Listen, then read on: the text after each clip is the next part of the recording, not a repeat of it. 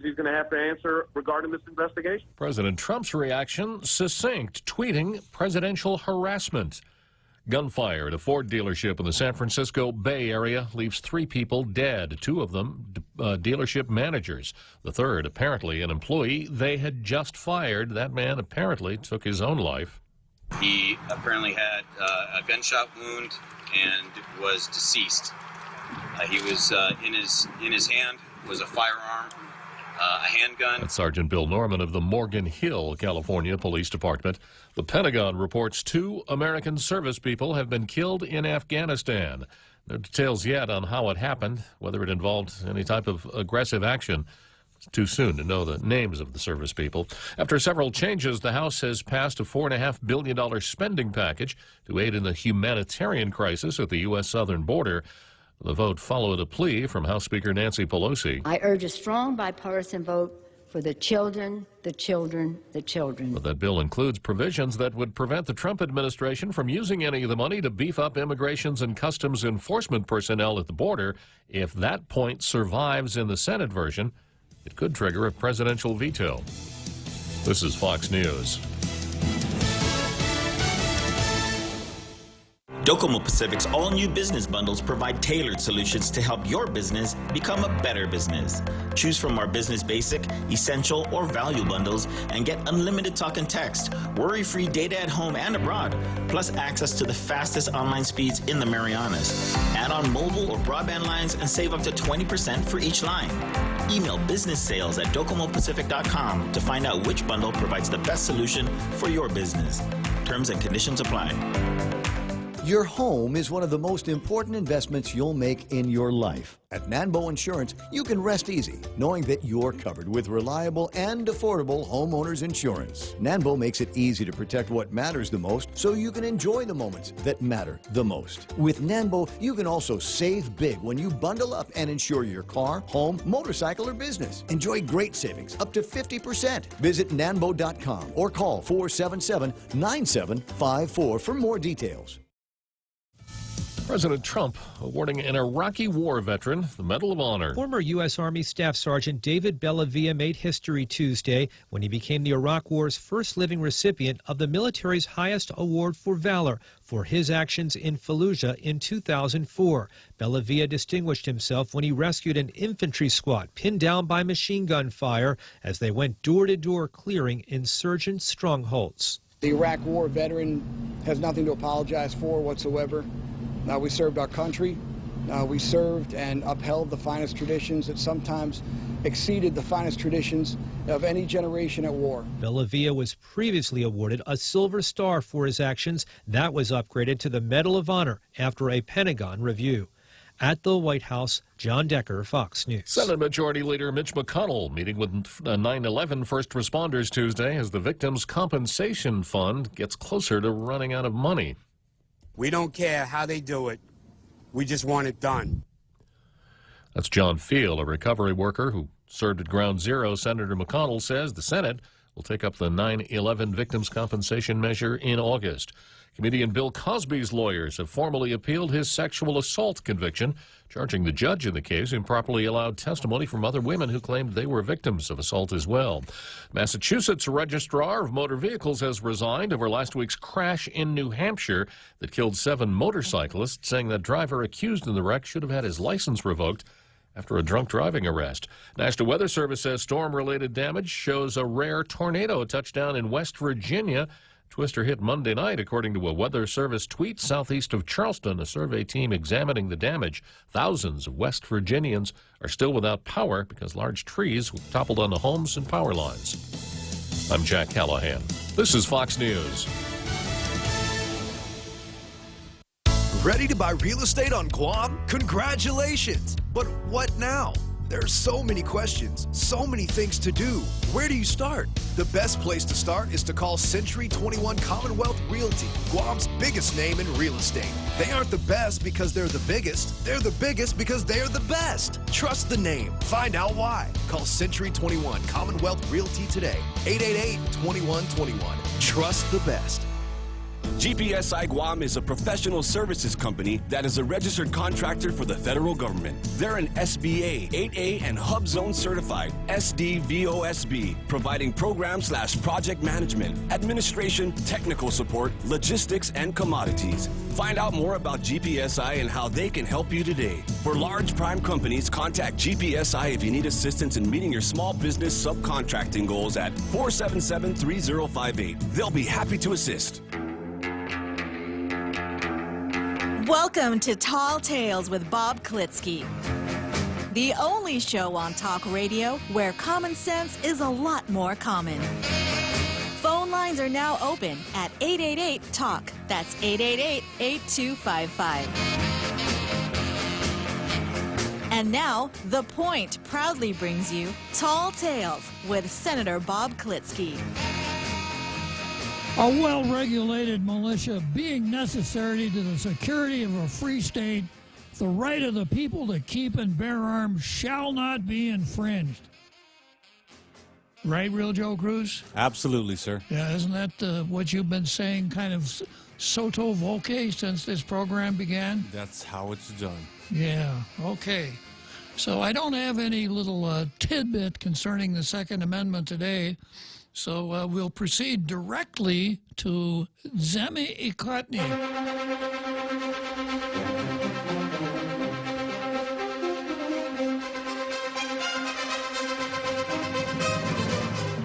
Zemi Ikotny, that's our backwards bilingual play on words. That means we are now launching into that part of the program, which is the local equivalent of Meet the Press. Although some of the press that we're going to meet is not very local. I'm talking about, well, the initials of that publication are PDN, who seems would much rather run stuff from Gannett News Service, the Gannett Editorial Board, USA Today, etc., all of the stuff from Washington, instead of doing any homegrown editorials. And if there were ever a time when we could use good homegrown editorials, it's now, because we have the kind of issues before us that require the Fourth Estate to speak out and not hide behind a guest columnist. So I'm going to start out with the Daily News. You know, I've got my blue pencil here. I'll be looking for grammatical mistakes in English usage, and when I find them, boy, will I screech. And I'll also award the coveted blue star to the editorial that I think, in my sole discretion, exercising exquisite judgment in the process. The editorial that is the better of the two. Before I do that, though, I'm going to rely on the Tall Tales Poet Laureate for some inspiration here. And the Tall Tales Poet Laureate has given me two limericks for today. The first one is entitled PDN's Lament. Now, what would PDN have to lament about? You're going to find out, Real Joe Cruz. What gives with this tall talking Bob? Critiquing our editor's job. Who needs local news when you've got global views?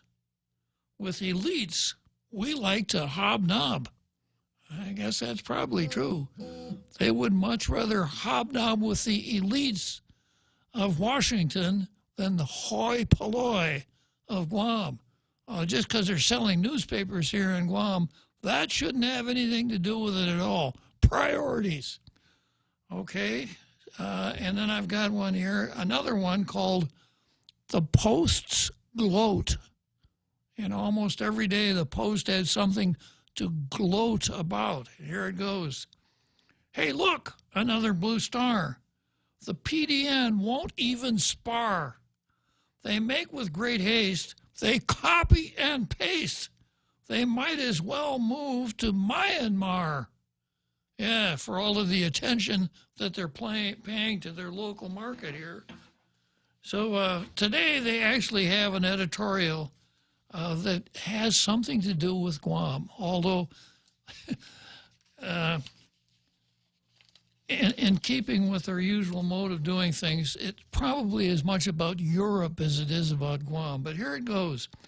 Our view, Anetnungapago showcases Chamorro culture to the world. Efforts to preserve and strengthen the Chamorro culture are always appreciated. It's been great to see such a surge in the community to promote Guam's indigenous culture and to showcase the heritage to residents and visitors.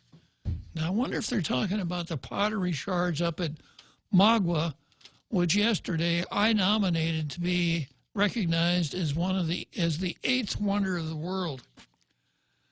It's also a wonderful thing when island representatives can bring elements of the Chamorro culture beyond our shores.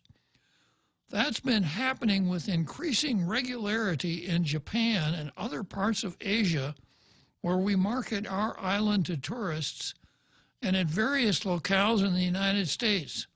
In fact, we're gearing up to send a 100-member delegation to the 2020 Festival of Pacific Arts in Hawaii. Now, there's a good demonstration of our culture. We're going to pony up the money to send 100 people to Hawaii when our schools and our hospitals are falling apart. Is that the part of our culture that we really want to show off? Going on. But at least one troupe of performers has been spreading Guam's culture and half-a-day spirit across the old world for years now.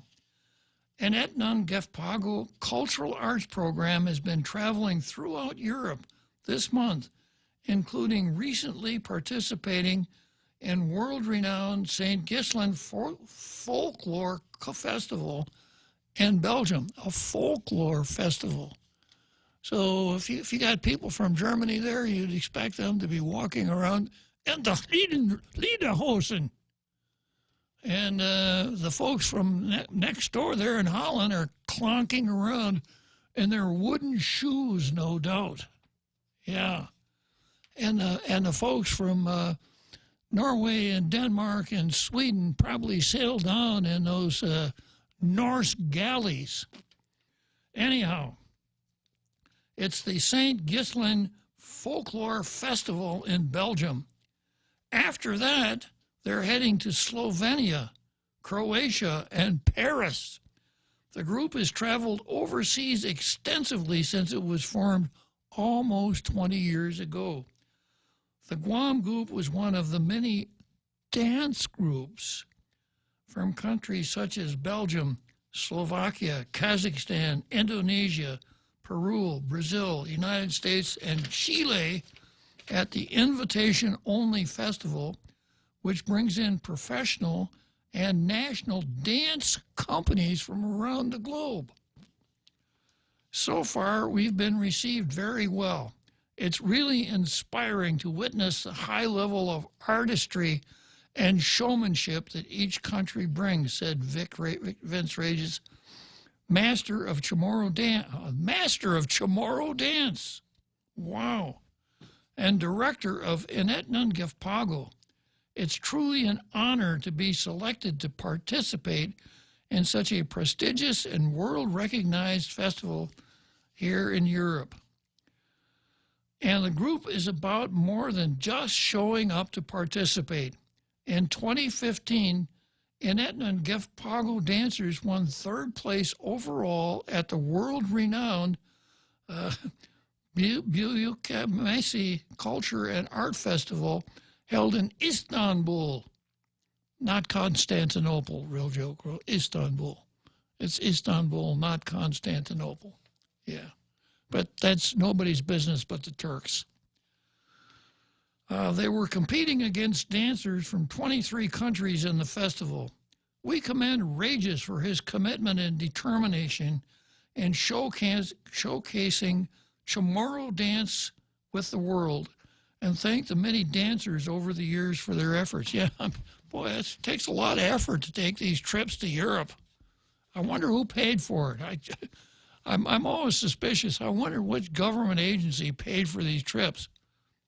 And then when it comes to our culture and strengthening our culture and Chamorro dance troops, I guess probably no one grabbed the microphone and announced at the beginning, these are the dances that we've been doing, these cultural dances we've been doing here in Guam for a really long, long time. Ever since Frank Rabone invented them back in 1987. Why, that's over 30 years already. So, you know, given a long history like that, it's no wonder our Chamorro dance group was invited to this folklore festival. Culture. Yeah.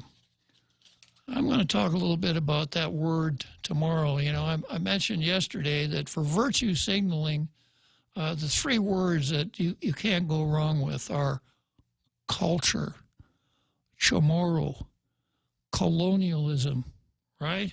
Now, you got to beat up on the third. You have to blame every bad thing on the island. Everything that's ever bad that's ever happened to you must be blamed on colonialism. But you exalt Chamorro and culture if you want to really get involved in high-level virtue signaling. Okay, so from there I go to the Post.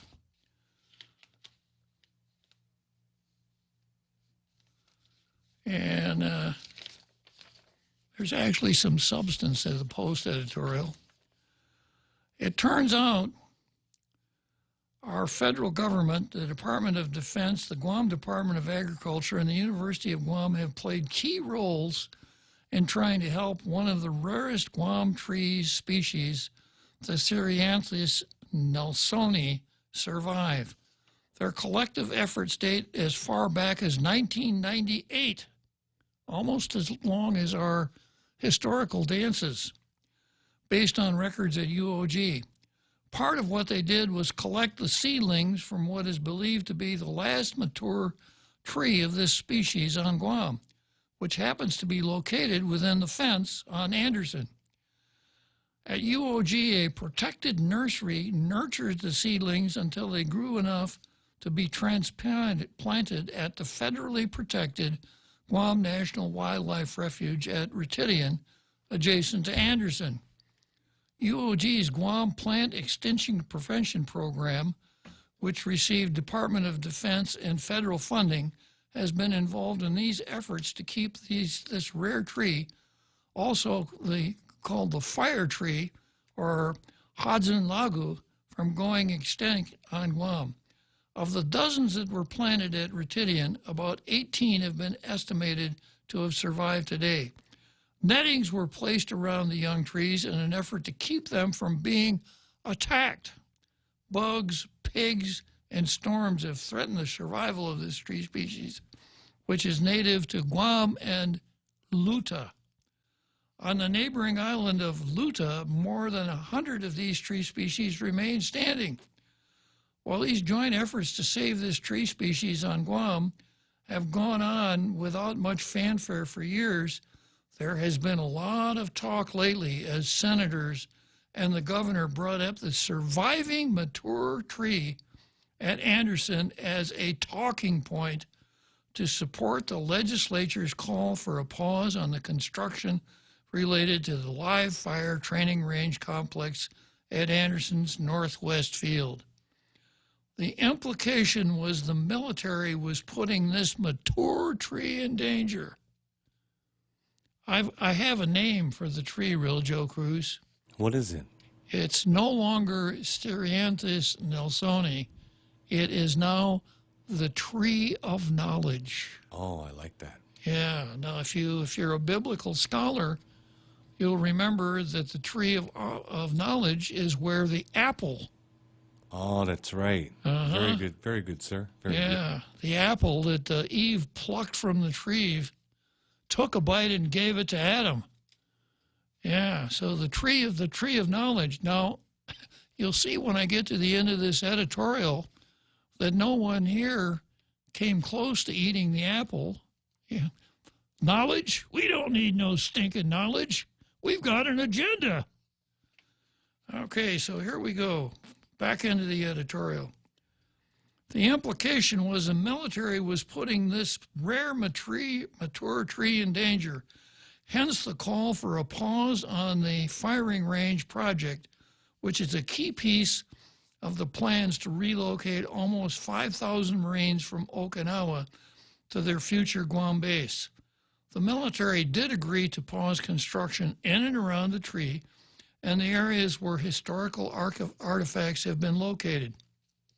Still, some senators sought a 6-month pause on the firing range construction, in part to allow a DNA study,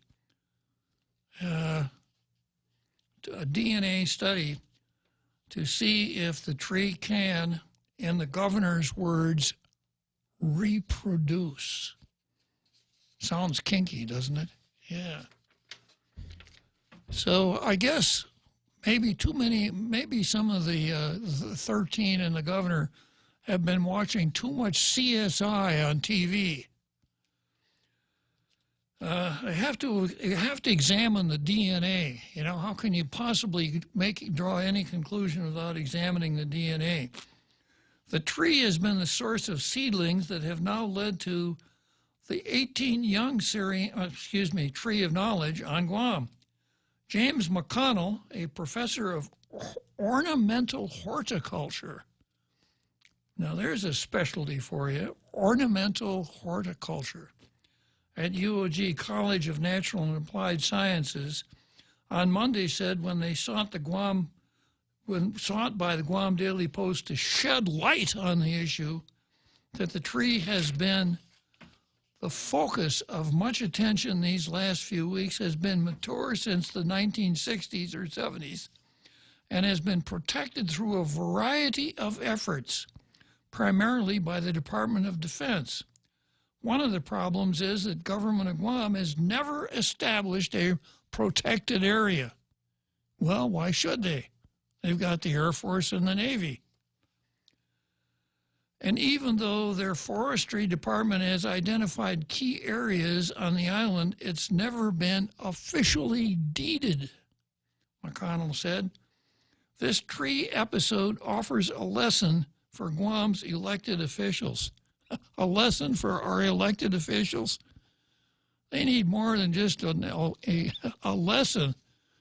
You know, they need a whole syllabus to do their homework more thoroughly and look internally before calling out or criticizing others.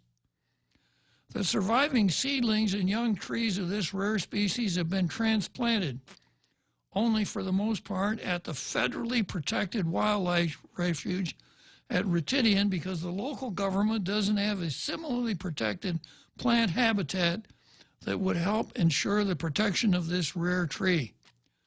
Officially designating locally protected land for the tree would be the job of senators and the governor, when they're not too busy, throwing stones at the same people that saved this tree. They should do this without delay, and while they're at it, plant seedlings of this tree species themselves, or get the community to be a part of this tree planting. This will show that the officials we elected really do care.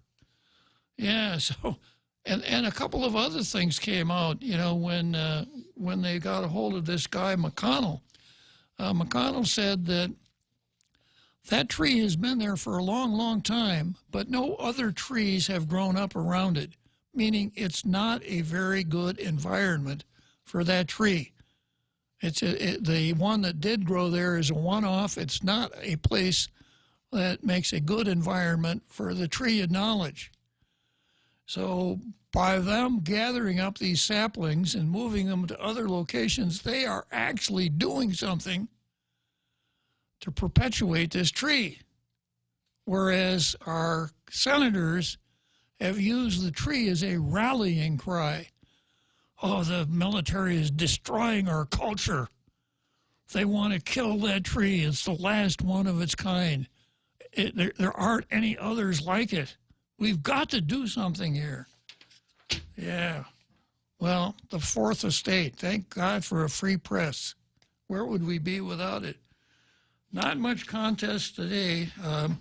On the one hand, we had the Daily News bragging about something that we've been doing for a little over 30 years, as though it's been around as long as the Tree of Knowledge, which it hasn't. And on the other hand, we've got the Post calling our elected officials to task and telling them, do your homework, folks, before you start attacking somebody else. So once again, the coveted blue star goes to the Post.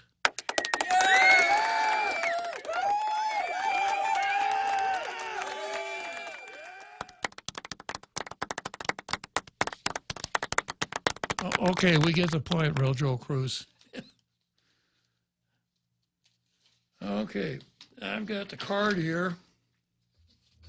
I'm just looking at some of my notes from yesterday. My notes about the eighth wonder of the world, the Magua pottery shards right up there with Machu Picchu and Petra and the Great Pyramids of Giza, etc.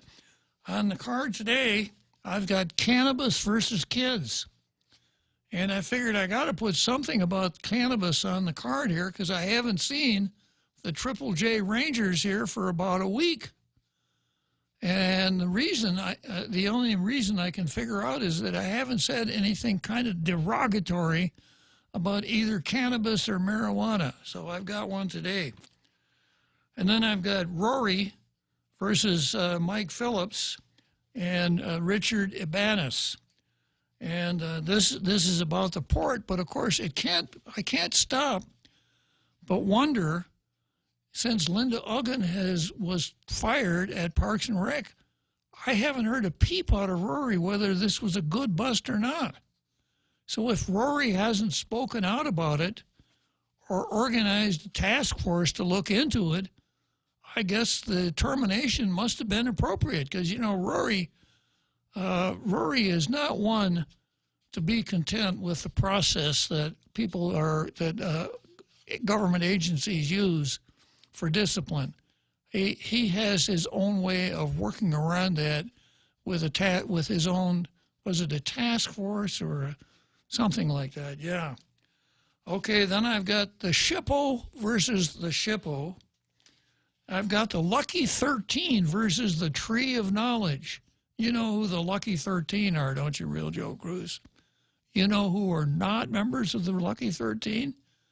Senator Mary Torres, who was conveniently off-island, and Senator Jim Moylan, who says he's not too crazy about closed-door meetings. Well, he figured out the right thing to say for Tall Tales purposes. Then we've got Governor Lou Leon Guerrero versus the hecklers. So, you know, you're going to meet with people who say they're concerned about some issues, and you open the place up to them and give them the microphone, and you attempt to answer whatever questions are thrown at you, but you got a couple of backbench hecklers who apparently don't understand the ground rules, or else have adopted their own ground rules, which are the person who hollers the loudest wins the argument. Then we've got Lou versus carpetbaggers. Yeah. And Lou versus 150 employees. That's probably about as far as I'm going to get today. So let me just take a break here. I see Dave Brubeck's Take 5 playing softly in the background. Hey, welcome to this Subway ad for the new club collection. How do you want it? I'll take a book club. Absolutely. So, last week we sunk our teeth into Subway's meaty new release, the Steak Club. I didn't finish it yet. Oh, not again, Sandra. This week, it's the new Southwest Chicken Club, also by Subway. No spoilers, but there's a tasty twist. Jalapeno cheddar bread and guacamole? Sandra, get out. Subway, make it what you want. Good ending. Limited time only at participating restaurants. Family Finance has been serving the people of Guam since 1959, and they'll continue to be there for you in the years to come. Whether you're looking to get a personal loan for that summer vacation or paying off those long overdue bills, Family Finance has got you covered. Apply for a personal loan from $1,000 up to $3,600 by calling Family Finance in Agutya at 475-4545, Upper Tumon at 647-5626, or in Dededo, 633-4473. Family Finance, serving the people of Guam since 1959. Welcome back to Tall Tales with Bob Klitzkie, Guam's single voice of reason. Call now, 888-TALK. That's 888-8255. So here we are, back again, and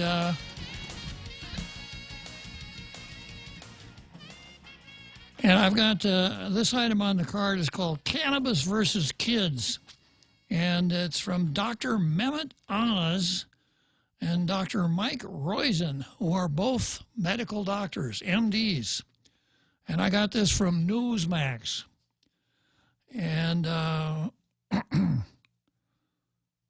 here's what they say. Basketball player Shaquille O'Neal won 3 NBA championships with the LA Lakers, coached by Zen master Phil Jackson. During Shaq's induction into the Basketball Hall of Fame in 2016, he credited Jackson with helping him attain a higher level of play. In fact, he recalled how Jackson would make players meditate before a game while some kind of herb burned in the background. "I've never been high before," O'Neal recounted, about asking Jackson if what he was smelling was pot. Jackson assured him it was not. "It's sage," he said, "the cousin of cannabis, sage." Jackson used burning sage to dispel negative energy. Breathing marijuana smoke does other things. Several research papers presented at the 2019 Canadian Neuroscience meeting confirmed that adolescents and young adults are highly vulnerable to drug-related disturbances in brain development. Following almost 4,000 seventh graders for 4 years, researchers found that smoking cannabis impairs working memory and recall, control of impulsiveness, and perceptual reasoning. Other researchers working with lab animals concerned the same findings.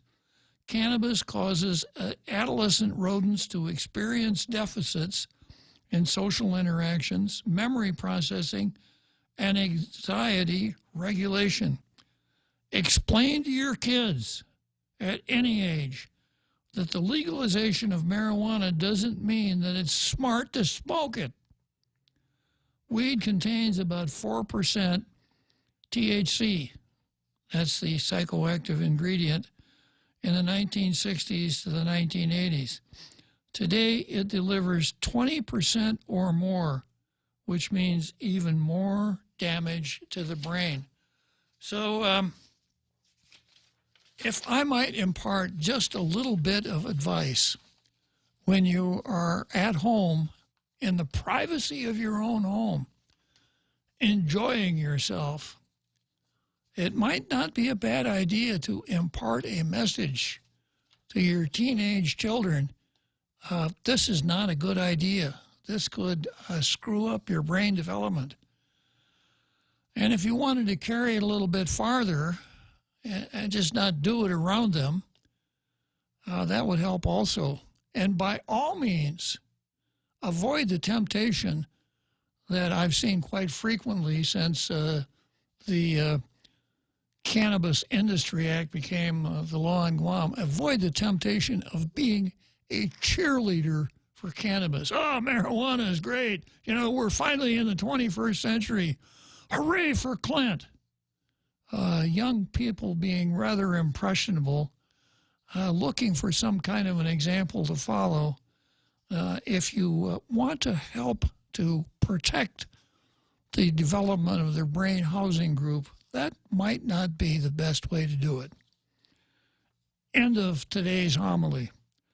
Moving on to Rory versus Phillips and Ibanez. And I've already commented on the fact that Richard Ibanez fired Linda Uggan, and so far there has not been a peep out of Rory.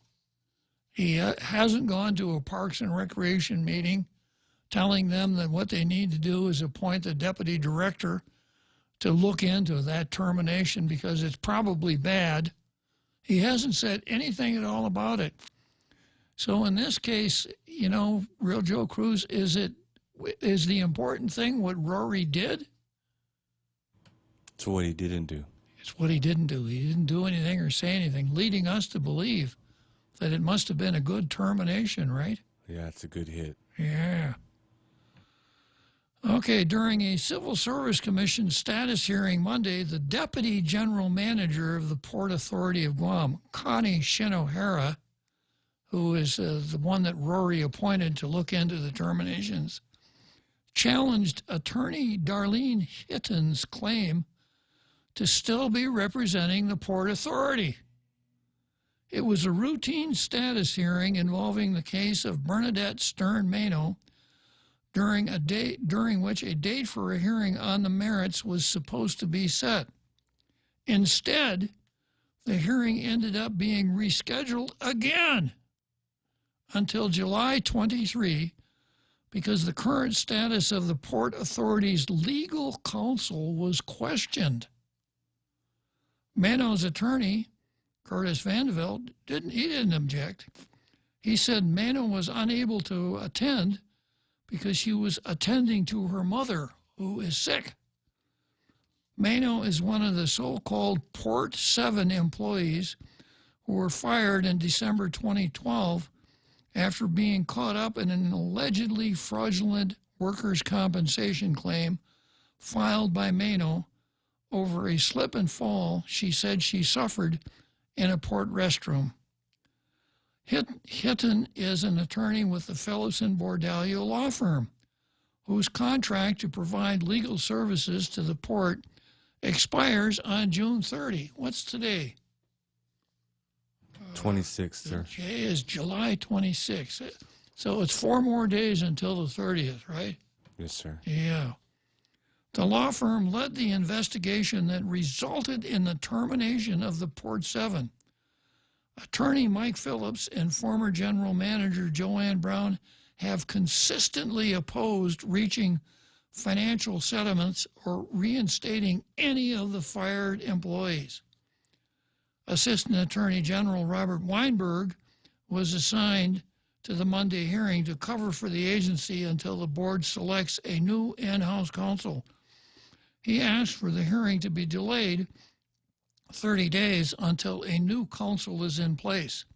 However, Hitton also appeared and told the administrative law judge, Todd Thompson, our office has not been substituted out. As I understand it, we are still in the case at this time. Deputy General Manager Shinohara countered that the port's position is that Phillips and Bordallo do not represent the port. So she attempted to fire Hitton right there at the Civil Service Commission. Now, let's suggest that the folks get out their Law and Order notebooks, Real Joe Cruz. Okay, once an attorney undertakes to defend a client in court or an administrative tribunal or whatever, he is not free. Excuse me, I did it again, Real Joe Cruz. They are not free to just pack up and say, I'm not going to do this anymore. In order to be relieved of the duties, that attorney would have to appear before the Civil Service Commission and say one of a number of things. One, I'm being replaced by attorney XYZ. Or two, my client doesn't want my services anymore. He will represent himself. And here's a paper signed by my client attesting to that fact. He just can't not show up.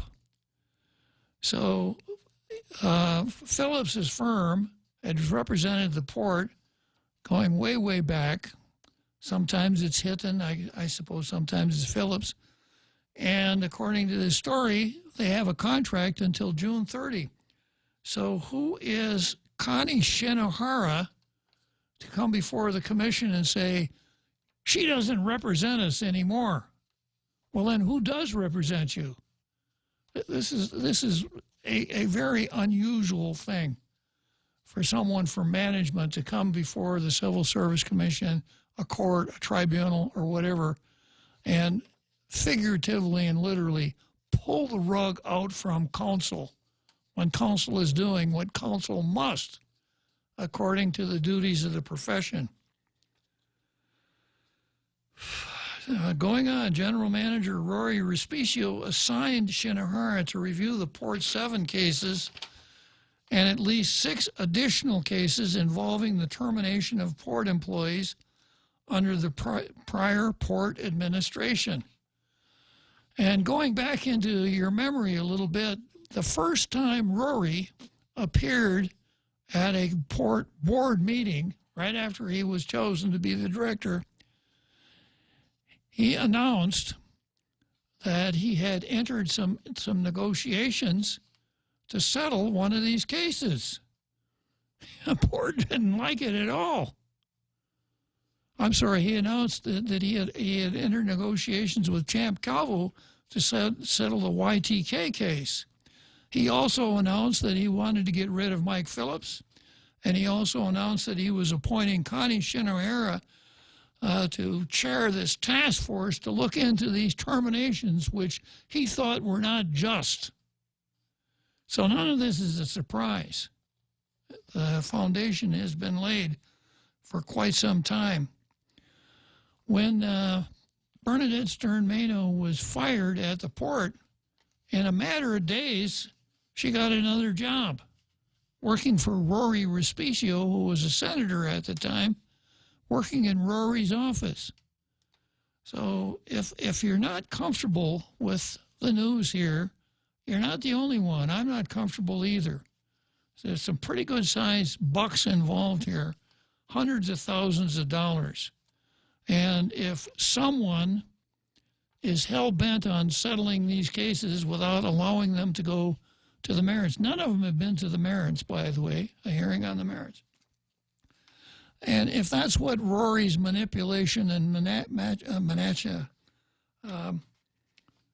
what's the word I'm looking for? Manipulations and maneuvering is to get these cases in a posture where settlement would be possible, it's not good news. Now, is it possible? You know, Phillips has been really outspoken about this. Especially after Danny Tydenko was denied confirmation to the airport board because he'd been the chairman of the port board at the time of the firings. But Mike Phillips has been very outspoken. He said, take a look at these papers. You'll see it's right there. What they did was wrong. But maybe that isn't what's really important here. So Rory, in the beginning, wanted to re-examine these terminations, and he wanted to get rid of Phillips. Now, if Phillips is gone on June 30, what does that indicate? It indicates that a lawyer who really understands these terminations will be out of the picture. The Port Authority Board recently approved a minimum $600,000 settlement for back pay for Comptroller Jose Guevara after the Supreme Court ordered his reinstatement on a technicality. The Port Authority failed to notify Guevara of the adverse action against him within the required 60-day period. In other words, a 60-day rule violation, no finding on whether Guevara had done what he had been accused of. Guevara was the first of the Port 7 to be awarded back wages. Mano's case was sent back to the Civil Service Commission for a hearing on the merits of her termination. However, she has appealed her termination on the 60-day rule as well. During a previous Civil Service Commission hearing in May, Vandeveld suggested the possibility that a settlement could soon be reached for his client. The board meets Wednesday, at which time the subject of a new legal counsel is expected to be raised. I'll be watching it closely. I don't like anything that I've seen so far with respect to the Port 7. I'm not saying that they should get off. I'm not saying that the book should be thrown at them. I'm saying that we have a process in place. I've had a lot of experience with that process, and I can tell you this. First of all, the law for the whole Civil Service Commission mechanism really favors the employee. And second, 9 out of 10 people who have ever been appointed to the Civil Service Commission usually bend over backwards to accommodate the employee. So we've got a process in place. Why not let it work without the machinations like firing Mike Phillips and appointing Connie Shinohara to go back and investigate the allegations? And remember one other thing. I don't remember the gentleman's name, but at one time, some workers at the port presented a really nice petition to the board of directors at the port in extreme praise of Rory Respicio, saying things like he never jaywalked, he never double parked, he wouldn't even think about parking in a handicapped parking place, he never tore tags off mattresses, etc. It's a glowing account of Rory at the port. And Rory said the right thing. He said he was very humbled by what that employee had said. And then later on, we find out that the lady's husband was one of the people who'd been fired and lost at the Civil Service Commission and was the subject of Connie Shinohari's reinvestigation. Just a coincidence, I'm sure. Called polishing the apple. So I don't like the way this looks. Maybe it's okay, but it sure doesn't look good. So I'm going to be watching this like a hawk from now on. Okay, the next thing I have on the card here is, let's see, the SHPO. See if I can find the papers about the SHPO.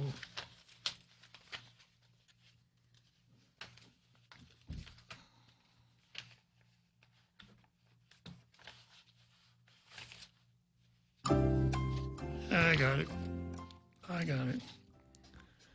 So Linda Uggan, the SHPO, what a title. State Historical Preservation Officer. And I put this on the card. I listed it as the SHPO versus the SHPO. And you've perhaps heard the saying that so-and-so is his own worst enemy. You ever heard that, Real Joe Cruz? Yes, I have, sir. Yeah. Of course, we got to change it a little bit now. So-and-so is their own worst enemy. Yeah. So I have the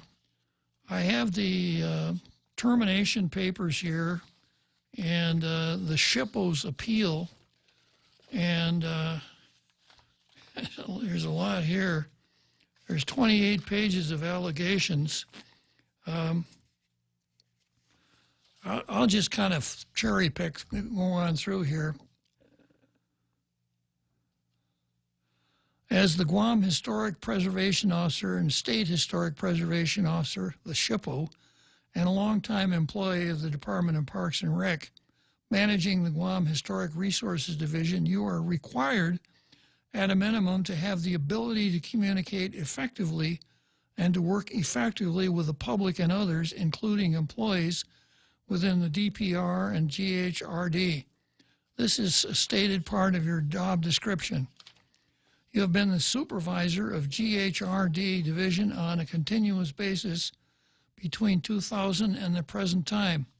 Between March 21, 2019 to the present date, you have had at least 6 employees under your supervision at GHRD, including state archaeologist John Mark Joseph. As part of your duties, you are asked to be tasked with administering a comprehensive historical preservation program, etc. GHRD's offices have been located in Agana Heights for approximately 15 years. As you were 3 years ago, the director's office was moved from Agana Heights to its current location near the Paseo Stadium in Chamorro Village. You have not reported to anyone at the GRHD location for the past several years, as your supervisors, the director and deputy director, have their respective offices at the Paseo. Okay, I'm going to come back here. We'll spend 10 minutes on this up until halftime, and then I'll give you my analysis.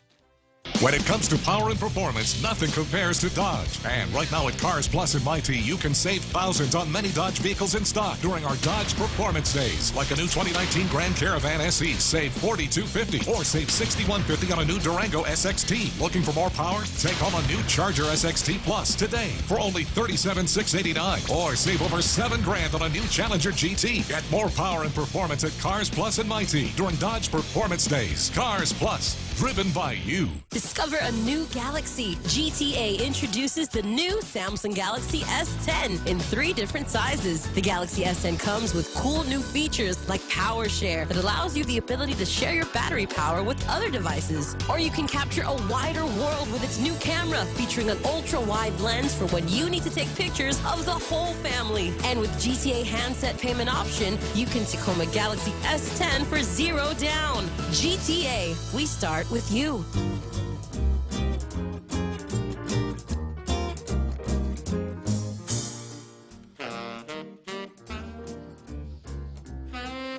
You must have something, an attraction to Indiana. I hear that one about once a week. Yeah, I like this. Yeah, it always gives me the lead into my line about exotic places. Really? Yeah, I've been to some really exotic places. You have? Yeah. Indonesia, India, and even Indiana. Nice. Yeah. And if you want to go double down on exotic places, how about Indianapolis, Indiana? Wow. Yeah. Okay. So, in your this is going back to the charges against the SHPO. In your administrative interview on April 10 regarding the March 21 incident at Chamorro Village, you indicated it was required to log the destination and mileage of the 2018 Mitsubishi on March 21 and with any official vehicle used by GHRD because the vehicles are purchased with federal funds. Although you stated in your interview on April 10 that there was a logbook for the Mitsubishi, when the deputy director requested to view the logbook, he was told by GHRD staff that it did not exist. This statement was made in front of you by one of your employees. Interviews with your staff confirm you were made aware that there was no logbook for this vehicle before March 21. There has not been a logbook for that vehicle until May 2019, according to your staff. The official vehicle used, etc. You were untruthful and misleading in your interview regarding the existence or non-existence of a logbook. Unlike the 2018 Mitsubishi, the other vehicles at GHRD have logbooks. The logbooks were kept in a safe along with keys to those vehicles. As a supervisor and long-term government employee, supervising vehicle employees who use official vehicles, and that brings back a question I asked before. Why is the GFT representing a supervisor? Interesting question. You are expected to be familiar with and comply with Guam law and policies regarding the use of an official vehicle for only official purposes. You're also responsible for ensuring compliance regarding use of your staff logbook. Your staff indicated to management that a logbook had not existed, etc. When using an official vehicle, you and your staff are expected to exercise a high degree of care and professionalism. Neither you nor GHRD staff have been authorized by this office or Guam law to use the official vehicle for your personal purposes, such as a personal lunch, which is something else that's listed here, or to deliver personal communications. GHRD staff admitted in their respective interviews that official vehicles are not used for personal lunches, although you ordered the use of the Mitsubishi for your personal benefit and lunch on March 21 at Chamorro Village. Your staff, as well as other GHRDs, admitted that using the official for personal lunch and to deliver personal communications and grievances is a misuse of the vehicle. You directed the misuse of the official vehicle on March 21 by ordering one of your staffers to enter a parking lot through the exit so you could park closer to the restaurant where you intended to eat, namely Chamorro Island Barbecue. The staffer properly signaled to you and signaled to go into the entrance when you directed her to pass that entrance and drive further ahead and enter through the exit of the parking lot. As a result of your direction and instructions as her superior, the staffer complied. Your instruction as to this improper use of the vehicle violated the signs, safety regulations, and further endangered yourself, your staff, the vehicle, and the public. The parking lot was crowded and cars were parked on the road just prior to the vehicle turning into the exit. Mr. Colby's view would have been obstructed by the vehicles parked on the road and the parking place where your staff returned. Mr. Colby and members of the public would have properly expected a government vehicle to drive safely and drive into the entrance rather than the exit. Going on, you stated in your May 14-15 interviews that you held a staff meeting between March 21 and your later interview on March 14 to discuss the proper use of official vehicles. Your employees indicated in their respective interviews that there was no such staff meeting held to discuss the use of an official vehicle and that you do not hold regular staff meetings. You were also overheard by your staff mocking the use of the official vehicle after your initial interview regarding the incident at Chamorro Village. I find you have made untruthful, dishonest, and misleading statements regarding the use of the official vehicle, the existence and recording logbook, and holding a staff meeting. I also find that you have attempted to improperly influence the integrity of this investigation, as set forth more fully herein, by speaking with employees about the substance of your investigation, including but not limited to Michelle Yamasta and John Mark Joseph, and also by referring to employees of GHRD as, quote, squealing on you and being, quote, backstabbers. A longtime government employee and supervisor, continually since approximately 2000, you are expected to be familiar with and comply with a code of conduct for government employees. I'll come back to this for just a moment after the halftime break, and then I'll give you my conclusions.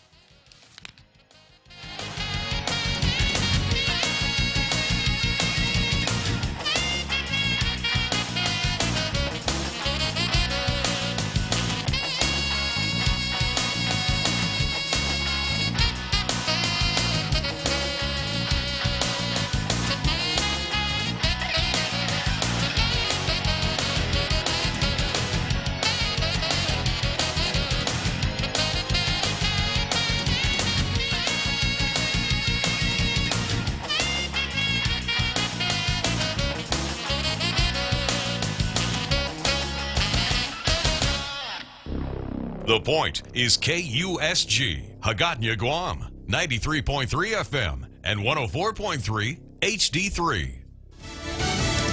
Robert Mueller agrees to testify. I'm Jack Callahan, Fox News. The man who led the special counsel investigation into Russian election meddling, agreeing to appear before a joint meeting of the House Intelligence and Judiciary Committees 3 weeks from today. I think he'll answer the questions that are put to him because it's his civic duty to do so, and he's an upstanding prosecutor. Judiciary Committee Chairman Jerry Nadler on CNN. Fox's Chad Pergram reports the hearing could become contentious. Keep in mind the Republicans are going to have a lot of serious questions here, try to undercut Mueller, ask questions about the text messages between Lisa Page and Peter Strzok, and also about the Steele dossier. So this is going to be a barn burner of a hearing, perhaps the biggest we've had in years on Capitol Hill. President Trump offering a two-word reaction, tweeting presidential harassment. The yeas are 230, the nays are 195. The bill is passed without objection. The motion to reconsider is laid on the table. After several last-minute changes, the House passing a $4.5 billion emergency aid package on Tuesday to care for the crush of migrants at the U.S. southern border,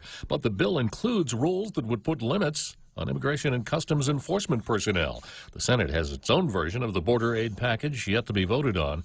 A workplace shooting at a Ford dealership in Northern California leaves 3 people dead. Police told us the man believed to be the suspect was found in the parking lot with a handgun in his hand.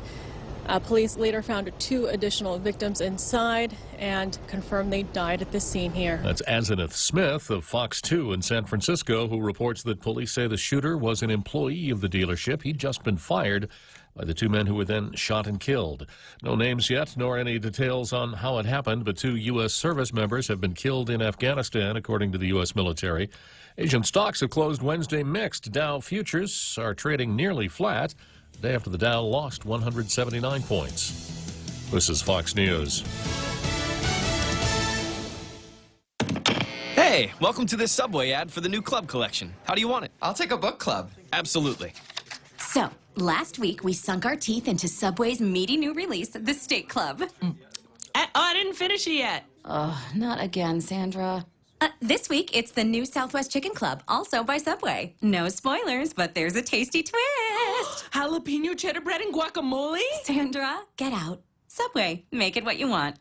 Good ending. Limited time only at participating restaurants. Let's go for a drive. Let's take a stroll. Let's gallivant. Let's go cruising. We all have different ways to describe how we get up and go in our cars. But whatever you may call it, you can do more of it when you save 6% off your fuel purchases at any Shell station when you use your eligible Bank of Guam Visa and MasterCard credit cards. So stop by any Guam or CNMI Shell station and start saving today. Visit bankofguam.com for more information. Terms and conditions apply. Bank of Guam, the People's Bank. Member FDIC. President Trump leaving today for Japan and the G20 summit meeting. The president is heading for the meeting with world leaders with a full plate of international issues, including heightened tensions with Iran.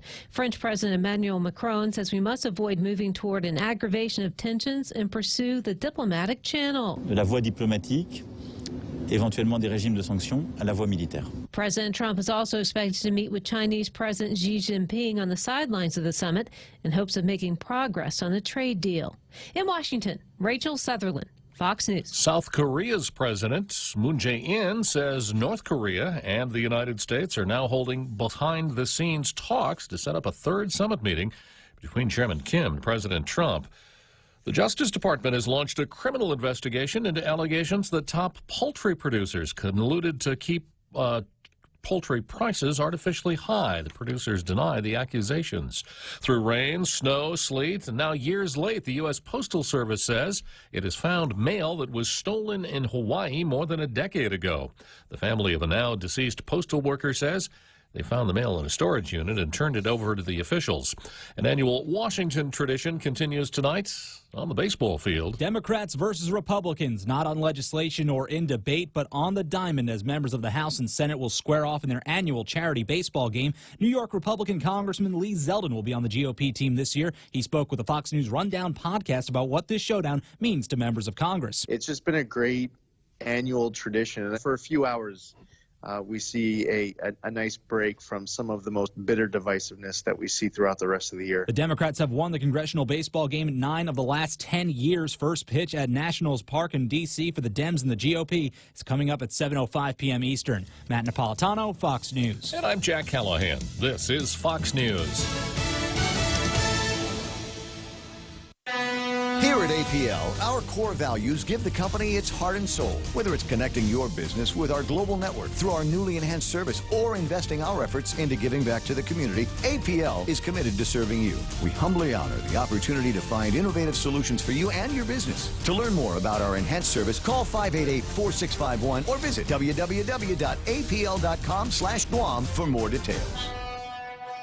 Travel the world and then some with the 2 million United Miles sweepstakes from First Hawaiian Bank. Enter and you could win the grand prize of 1 million miles or be one of 6 other lucky winners. The world is big. Our prize is bigger. Enter at fhb.com/2 million miles. No purchase necessary. Void where prohibited. Sweepstake starts on May 1st and ends June 30th, 2019. Open to legal residents of Guam and CNMI. Ages 18 years or older. Visit 2millionmiles.com for official rules. First Hawaiian Bank. Member FDIC. Equal housing lender.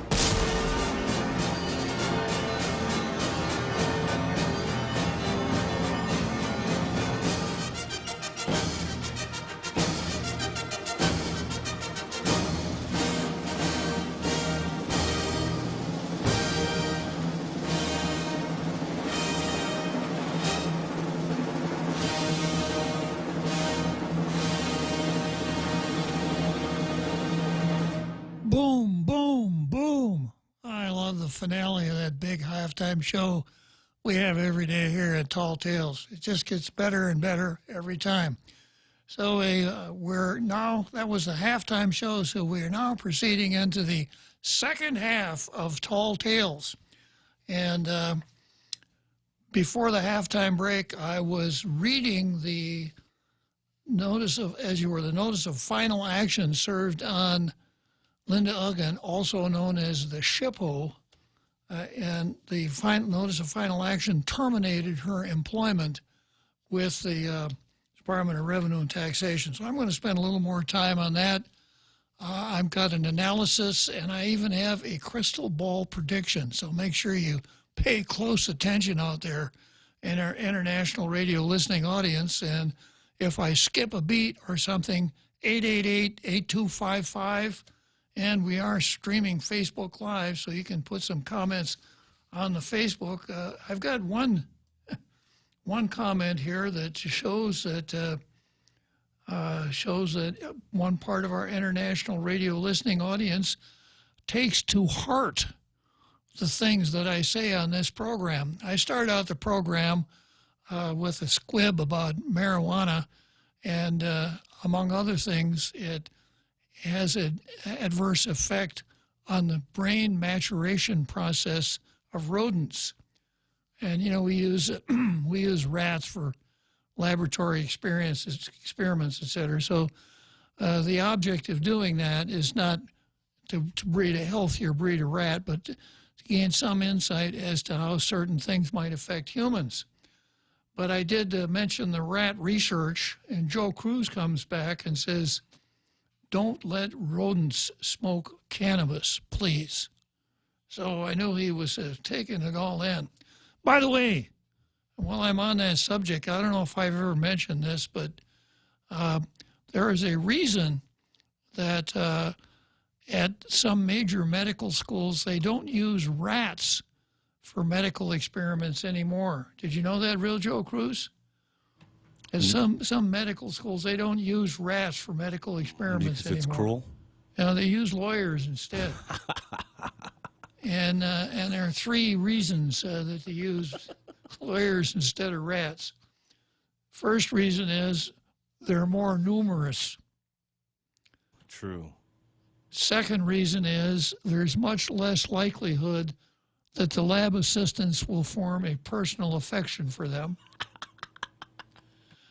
Third reason is there are some things that you can't even get rats to do. Yeah, I just thought I'd toss that in there since just to show Joe Cruz that I'm paying attention to his pithy comments on Facebook. He is, after all, one of the Triple J Ragers. Okay, so back to Linda Uggan. This is page 7. Complaints about you were received from Mark Colby regarding an incident involving your misuse of the official vehicle at Chamorro Village, as well as multiple complaints about your unprofessional, discourteous, disrespectful, unethical, demeaning conduct and treatment towards GHRD employees between March 21 and the present date. These written complaints are attached. These complaints were previously, as you were, additionally, in interviews, GHRD employees under your supervision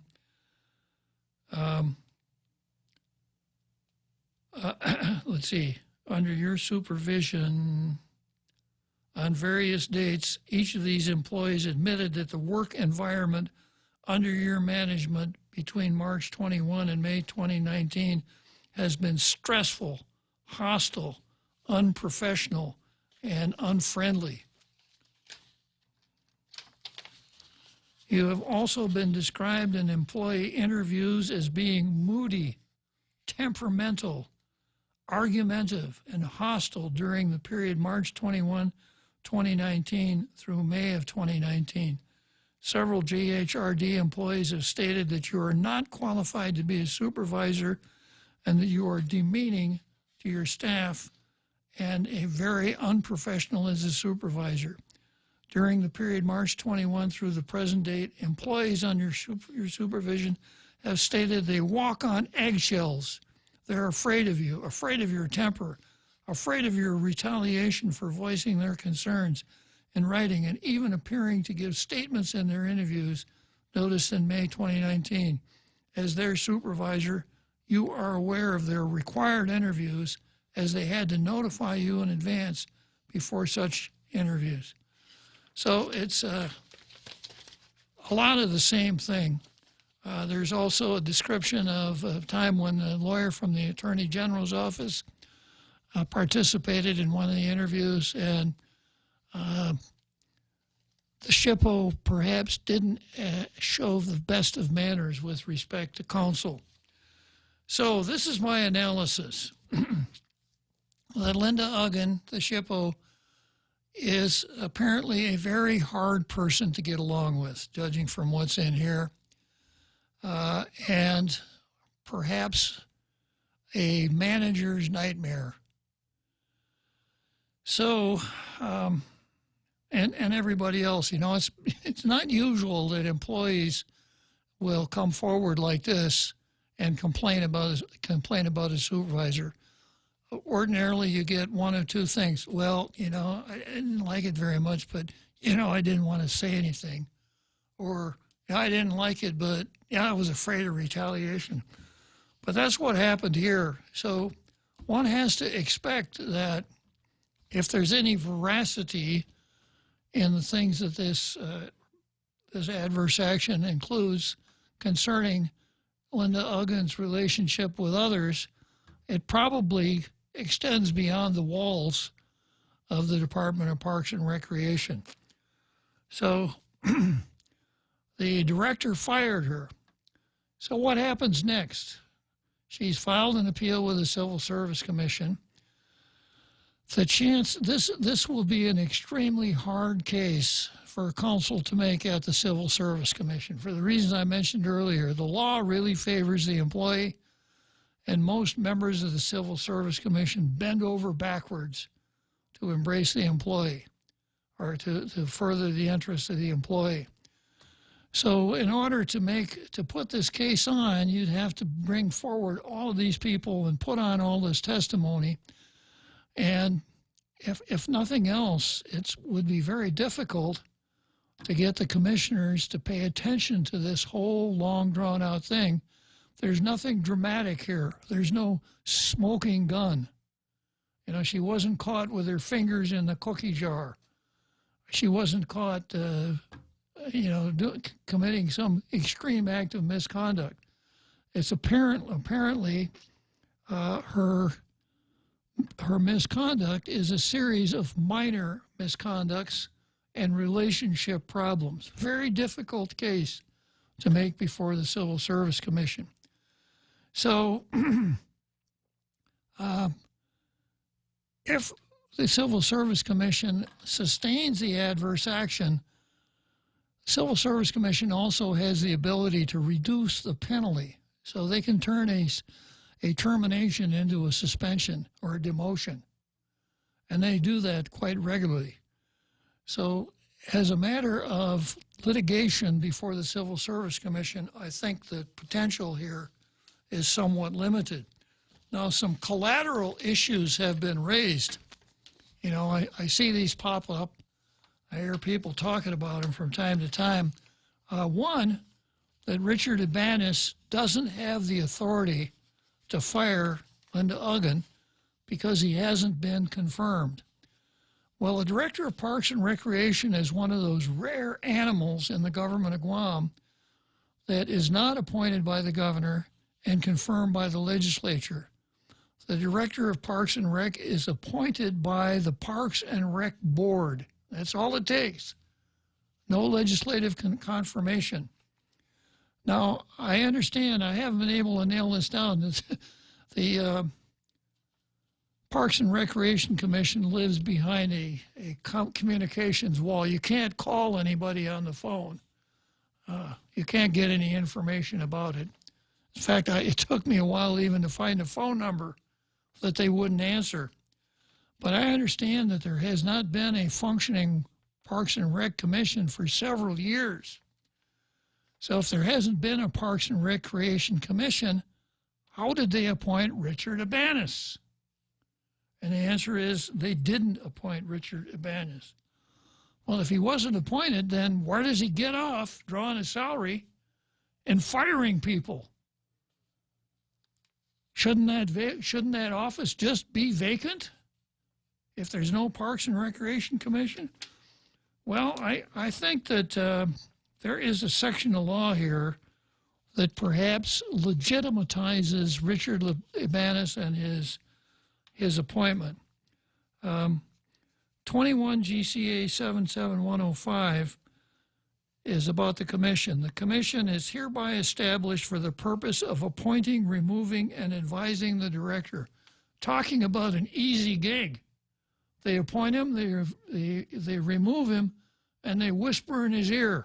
That's all they have to do. But if they're not there, then of course they can't appoint or remove. But there's what I would call a gap filler in the law located at 4 GCA Section 2101, and it's entitled Appointments to Fill Vacancies. Whenever a vacancy occurs in any office and there is no other provision of law for filling of such vacancy, the governor shall appoint some qualified person to fill such office. Okay, is the office vacant? Real Joe Cruz? A little louder? Yeah. Yeah, it was at the time that Richard was appointed. It was vacant, right?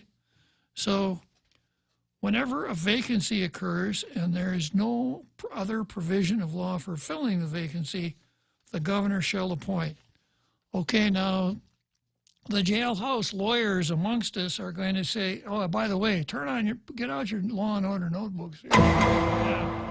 So the jailhouse lawyers amongst us are going to say, yeah, but how about that section that says there's no other provision of law for filling such vacancy?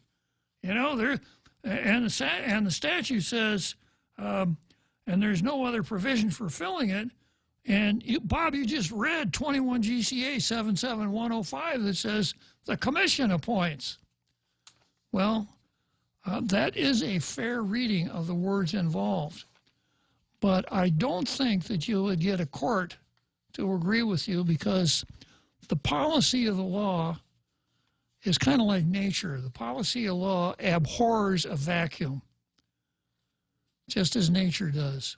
So it would be nonsensical to think that because there's no Parks and Recreation Commission, there cannot be a director, there cannot be anyone in charge.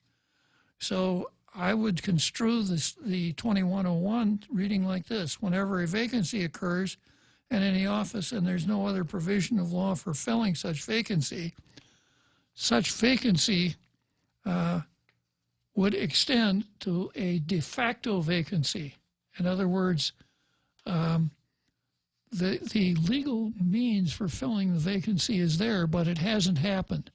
So rather than let the vacancy remain vacant, a court would construe that section of the law, no other provision of law, as meaning that the governor could appoint because there's no provision of law that would tell you what to do when there's no commission that makes the appointment.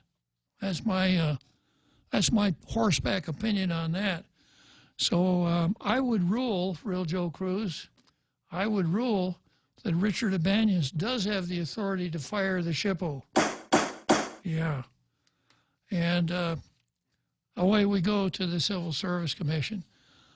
I suspect that the SHPO's representative would raise this at the commission, but the commission wouldn't have jurisdiction over a question like that. If you read the enabling legislation of the Civil Service Commission, it's not their job to determine the legitimacy of the appointing authority. So I've already opined on the ability to make this kind of case before the Civil Service Commission and make it stick. Now, I got out my crystal ball last night, and here's my prediction. Well, one more thing. You notice how the governor has come out and defended the SHPO? Did you notice that, Real Joe Cruz? You know what the governor did? What did she do? Sherlock Holmes. What she didn't do. It's what she didn't do. She hasn't said boo about the SHPO other than that she will appoint an acting replacement. So the only people who seem to be beating the drum for the SHPO are the radicals on the anti-military side. So I suspect there's no support for the SHPO at the front office. The SHPO has 35 years service in the government of Guam. So as a matter of pure economics, she could retire tomorrow and get a paper route or get a job done working the counter down at Chuddy, and she'd be making more money than she is right now. So I am foreseeing some kind of a settlement where she's awarded a gold watch for her 35 years of service, allowed to leave in glory and enjoy the rest of her life as a retiree. That's my prediction. Okay, we got Kellis on the line. Good afternoon, Kellis. Good afternoon, Judge. A quick question. Uh-huh. So if the governor appoints him, does then, since everyone that the governor appoints has to be approved by the legislature? No, he does not have to be approved by the legislature. That's why I meant this is a rare animal, because he's not appointed by the governor, he's not confirmed, he's appointed only by the Parks Commission. No, but what I'm saying is, you said that if the Parks Commission is non-existent and the position is not filled, and there's no other way to fill the position, so she can appoint him. So what I'm just asking is, so this is an appointment she has that does not have to be approved. That's correct. Oh, see, I thought that if she appoints someone, it has to be approved. Only if that's what the statute says. Okay, that was my question. I was like, maybe that's the loophole that they were looking at. That, well, she appointed him, then it has to be approved. Yeah, and there's one other thing I ought to add here. You know, if it's the kind of appointment that requires the governor and the legislature, then there's a time limit as to how long the appointee can stay on the job in an acting capacity. But in Richard Ibanez's case, there is no time limit because all those time limits... He's already the director. Yeah. Well, he's the acting director because he hasn't been chosen by the Parks Commission. Oh. Because there is no Parks Commission. Now, how do you get a part? Who appoints a part? How is a Parks Commission appointed? They're appointed by the governor and confirmed by the legislature. Okay. Yeah. Okay. Well, look at it this way. One way that we can look at it, it's more positions for Gov Guam to fill and pay. Yep. True enough. I'm surprised that they haven't done that yet. Well, I suspect serving on the Parks and Recreation Commission is not a position that's seen as one of great honor, since their duties are limited to hiring, firing the director, and advising him. Yeah, but it's a job in Gov Guam, and you just talked about how hard it is once you become a Gov Guam employee to fire a Gov Guam employee. That's I think true. it actually takes an act of Congress and the United States Supreme Court to actually fire a Gov Guam employee. I think the United Nations Security Council is involved also, Kellis. Yeah. Yeah, because like you keep hearing about this plumber that hasn't worked forever because of something, and then on a technicality, he gets $750,000. Yeah, that news kind of leaked out, didn't it? Yeah, and so that's the thing. So I heard another thing, that one of the employees that was selling crack at her desk in not mental health, at public health. Yeah. Isn't she still working? Yeah, I keep hearing about that too. And then there was the guy who had like a security booth at Public Works. Crack to school bus drivers. Yeah. And he's still working. I'm like, but see, I think one of the things is because like not John Anderson, but I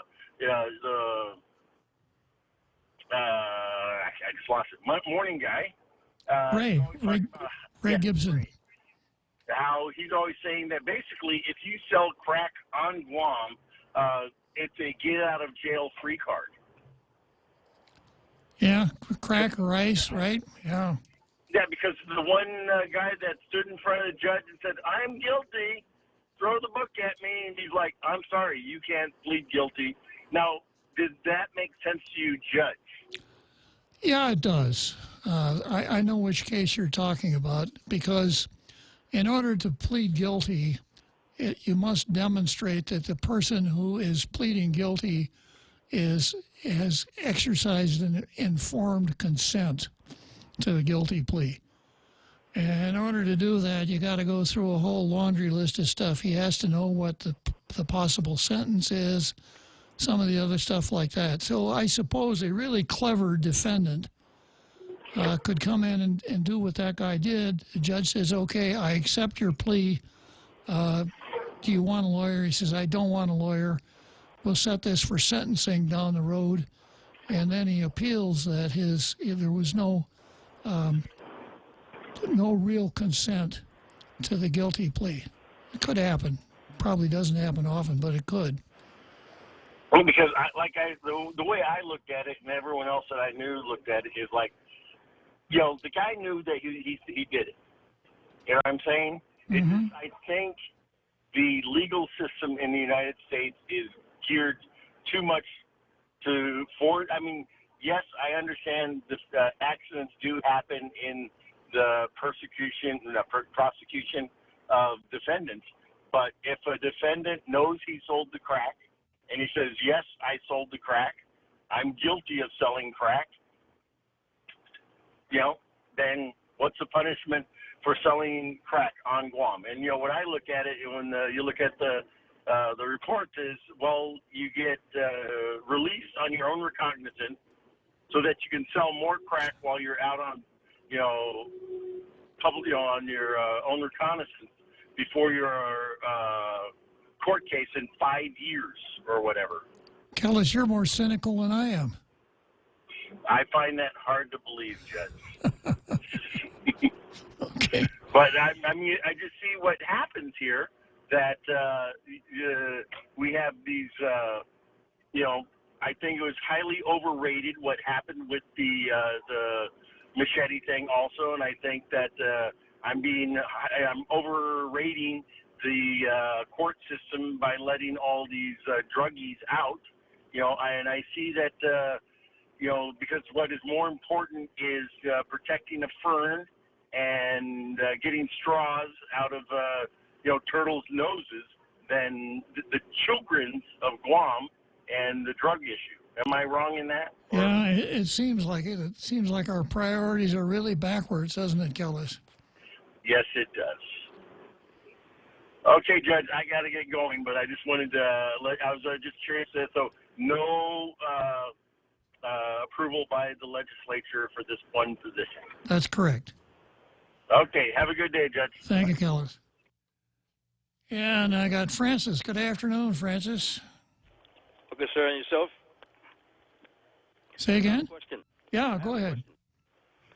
If a major drug dealer was found incompetent to stand trial, who makes that determination? Does the judge make that decision, or does the defendant have to go through psychological evaluation to be deemed as incompetent to stand trial? Well, his counsel, his defense counsel, would make a motion, and there are proofs that the defendant would have to put on that he's not competent to stand trial, and the judge would make a ruling.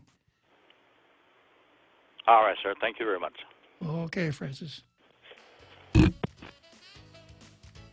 Okay, so we're coming up on the seventh inning stretch. So, Steve, take a good stretch out there in the center field bleachers at Wrigley Field. And right after we finish stretching, I'm going to put you on the air. Thank you, Steve. It's important to have claims process that works for you. At Guahan Insurance Services, we make things simple and convenient. Same door you walk in to purchase your insurance is the same door you open to file your claim. We can't pretend that the car insurance claims process is fun, but we can promise a hassle-free and speedy recovery without any runarounds. For your home, auto, and business insurance, visit us at the Camacho Landmark Center on Marine Corps Drive in Tamuning. Don't forget to like us on Facebook or give us a call at 475-1162 or text 929-SAVE. That's 929-7283. Have you ever made a big mistake in your job or career, or with investing, for example? I mean, a really big mistake. How much was that mistake worth? I'm Jerry Roberts, and at 7:20 a.m. on The Ray Gibson Show, we'll pursue big mistakes and their price tags. You can find daily transcripts of The Extra Point at GuamTraining.com. Tune in every weekday morning at 7:20 for The Extra Point with Jerry Roberts, brought to you by Guahan Insurance Services and First Hawaiian Bank on 93.3 The Point.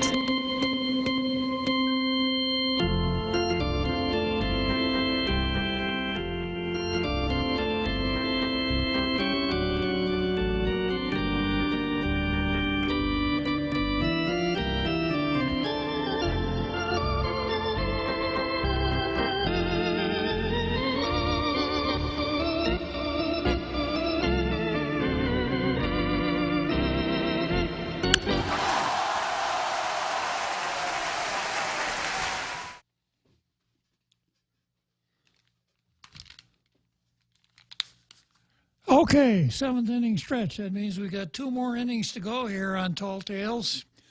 And Steve, you've been swinging the bat there in the on-deck circle. You may now step to the plate. Yeah, hi, Bob. You mentioned that you didn't think the governor had made any comments on this matter. If I'm not mistaken, when she was first apprised of the firing, I believe she said something to the effect that this was, as I read this in the Post, she said something to the effect that she didn't have all the facts, but she thought there was a possibility that they could find another position in Gov Guam for her, or words very similar to that. Well, we're talking about a recollection here, Steve.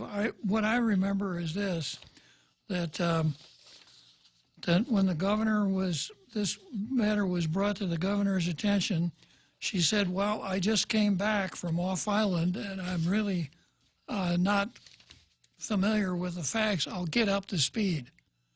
And she may have mentioned appointing an acting director, but I don't recall her saying anything about finding another position for her. Could be. Okay, well, maybe I'm incorrect, but I thought I had read that in the Post. Okay, all right, thanks, Bob. Okay, you're welcome, Steve. Thanks for calling. Get my paper straightened out here.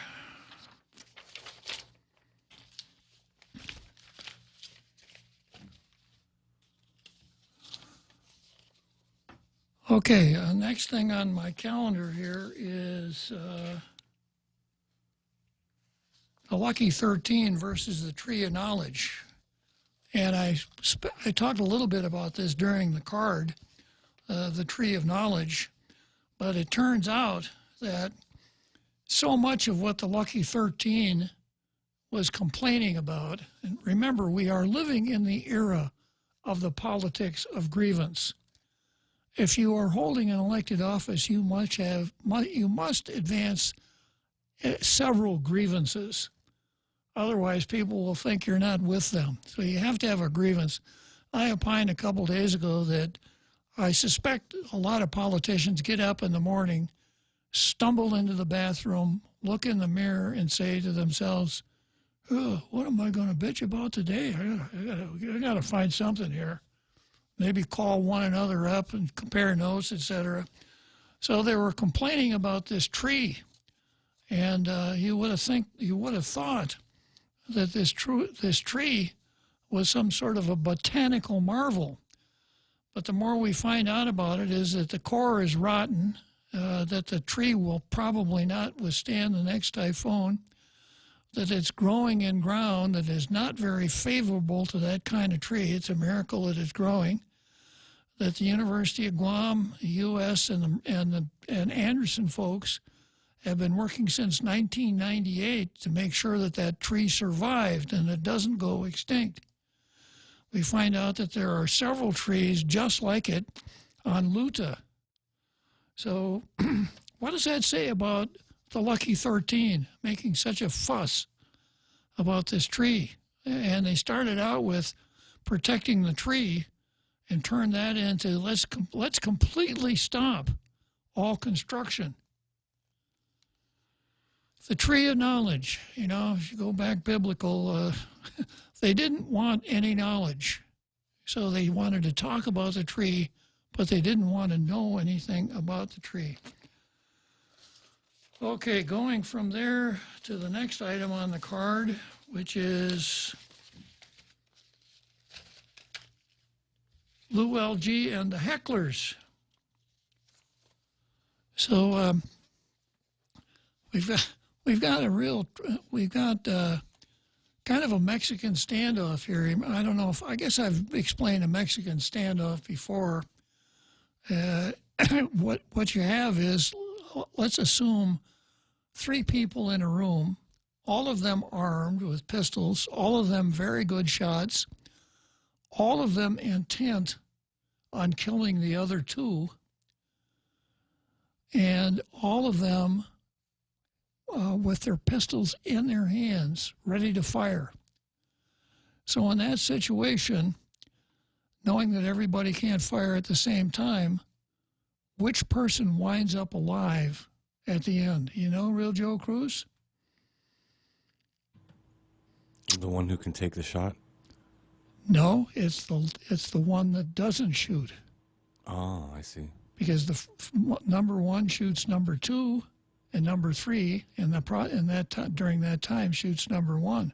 Oh, I see. Yeah. So we've got the radical detection gang, the independent Guam game,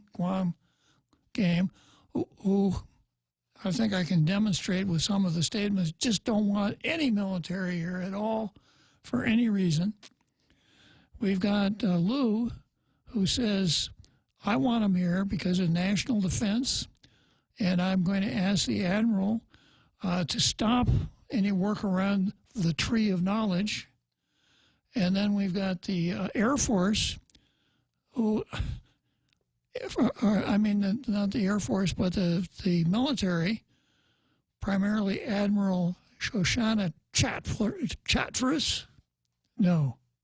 Chatfield, who is probably saying to herself, I've got a base to build here.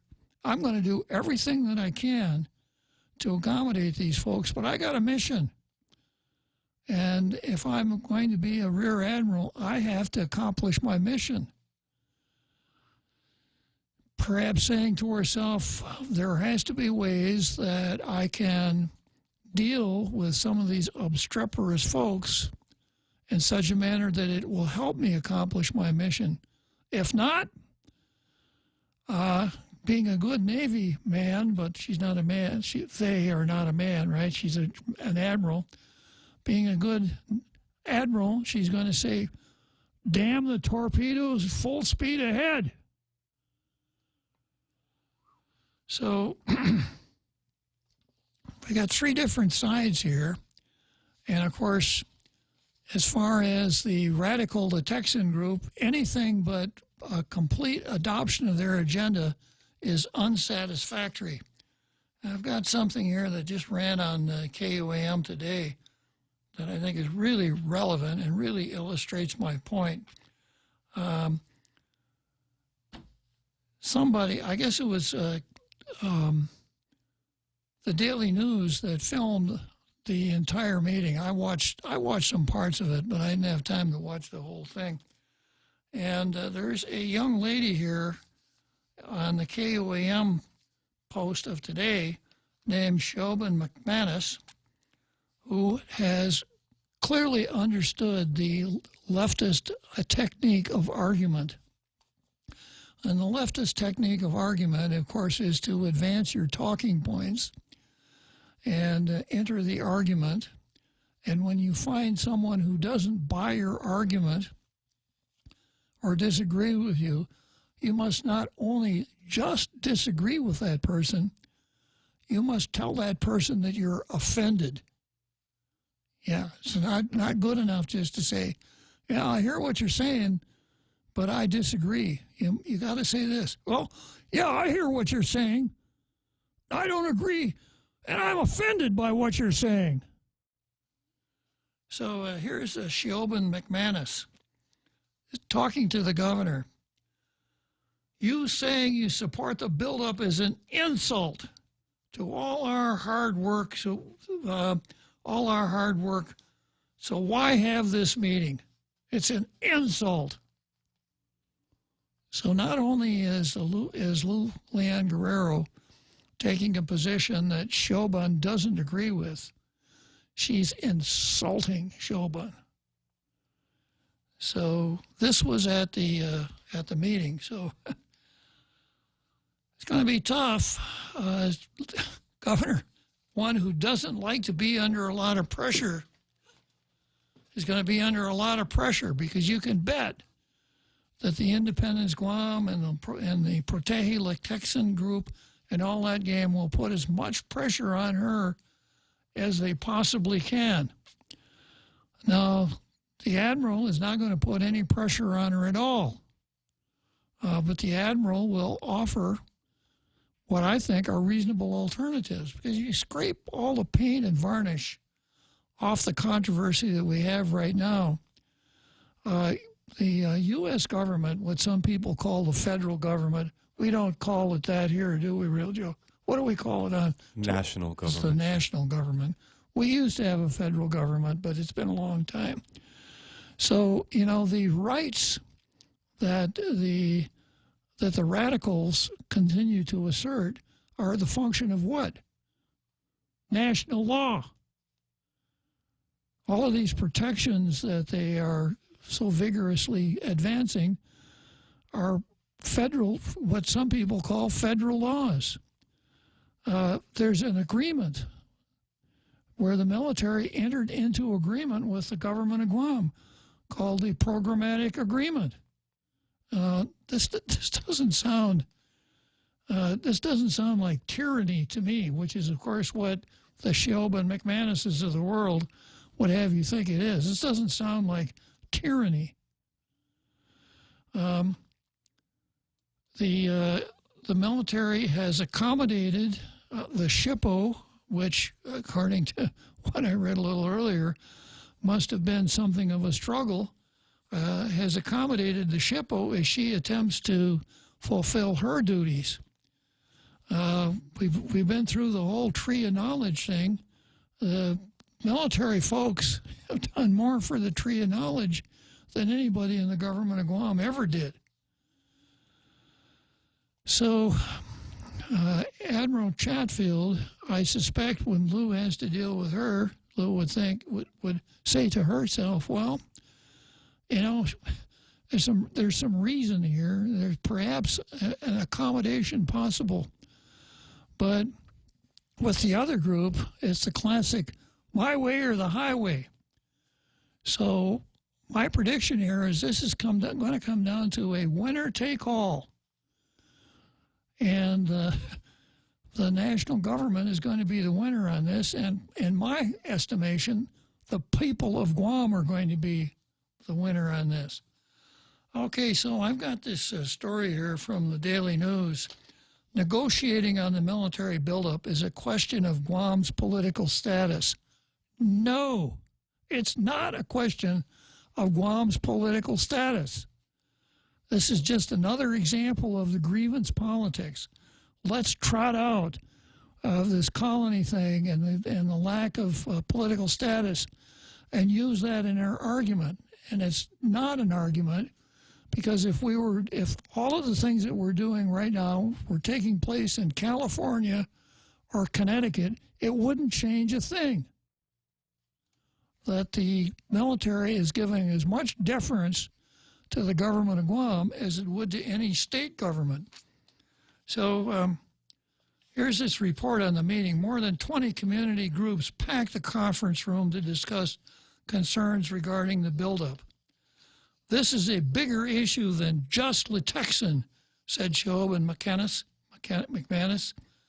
We will all die without reparations, without our land, without our culture. And for what? No. How does any of this have anything to do with reparations?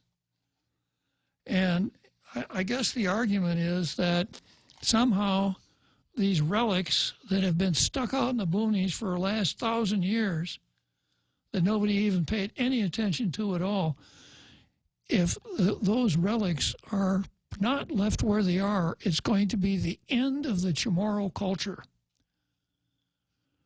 And, while we're at it, Chamorro culture doesn't mean presenting these 1987 dances. Culture refers to the way an affinity group of people organize their lives.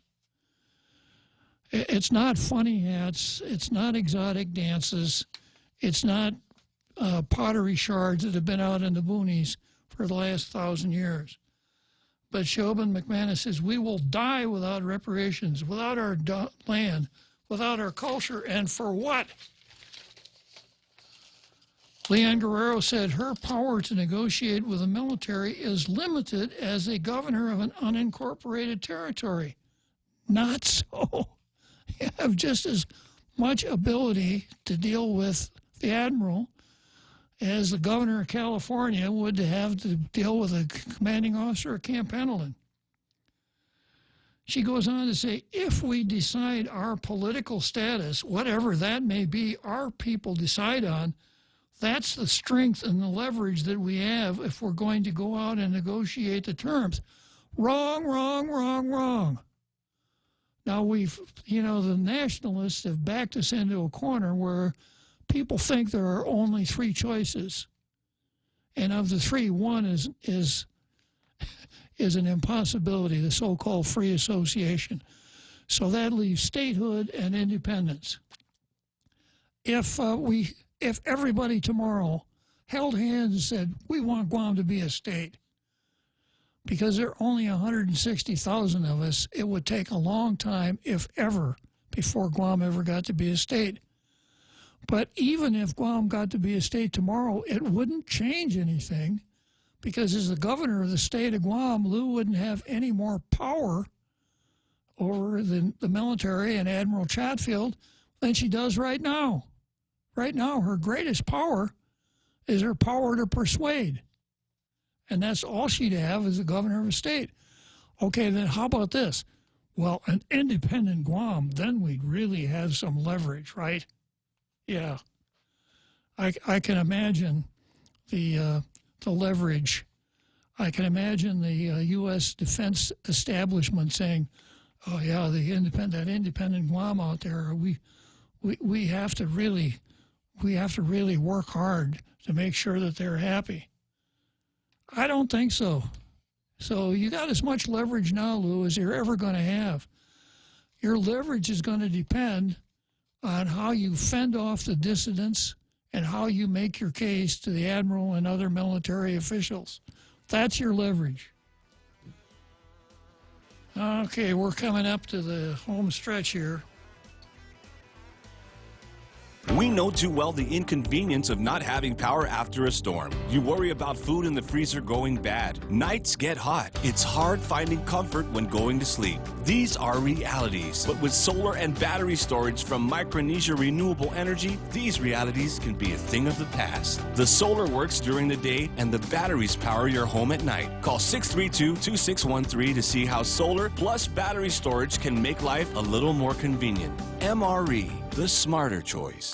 Hey, it's Mom. Somebody forgot to thaw the chicken, so meet us at Chili's for 2 for $25. Oh, and congratulate your sister for making the basketball team. She's thrilled. Love you. See you at Chili's. Enjoy 2 full meal combos for $25. An appetizer, 2 mouth-watering entrees like our crispy chicken breast, smoked barbecue quarter leg, or smoked jalapeno cheddar sausage. Served with corn on the cob and french fries. 2 bold combos for $25. A full-on meal deal available nightly for a limited time. Together, we Chili's.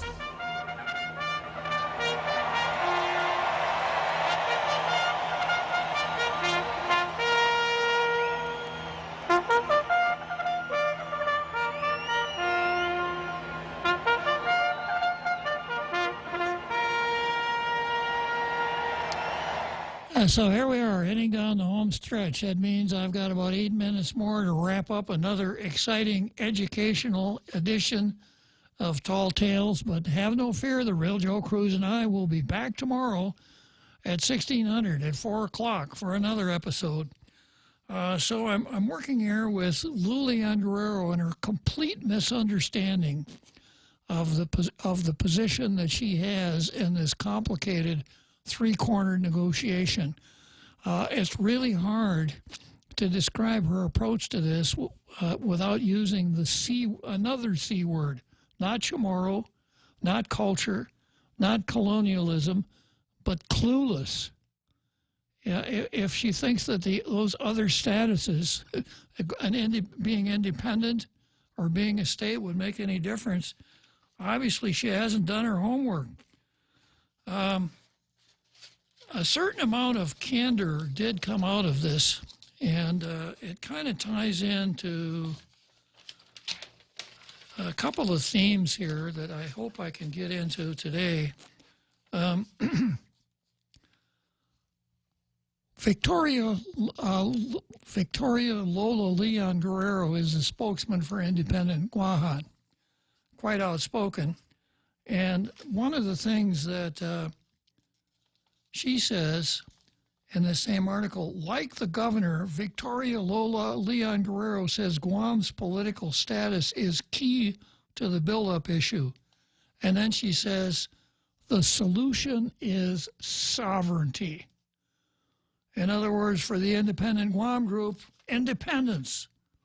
And Independent Guam, Independent Guahan, the independent Chamorro Socialist Republic of Guahan would be able to would be able to go eye to eye with the Marines, the U.S. Defense Department, and they would not blink first. You could bet on that.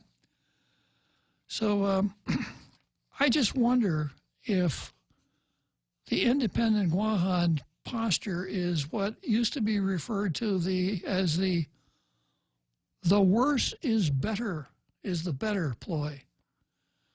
And I'll explain. In pre-Bolshevik days, Vladimir Lenin supposedly said, the worse, the better. What he meant is that the worse things got under the Tsar, or during the chaos following the Tsar's toppling, the greater chance that ordinary Russians would turn to Lenin's brand of Marxist revolution. So Victoria and her cadre keep advancing the independence notion without telling us what an independent Guahan would look like, but advance it nevertheless.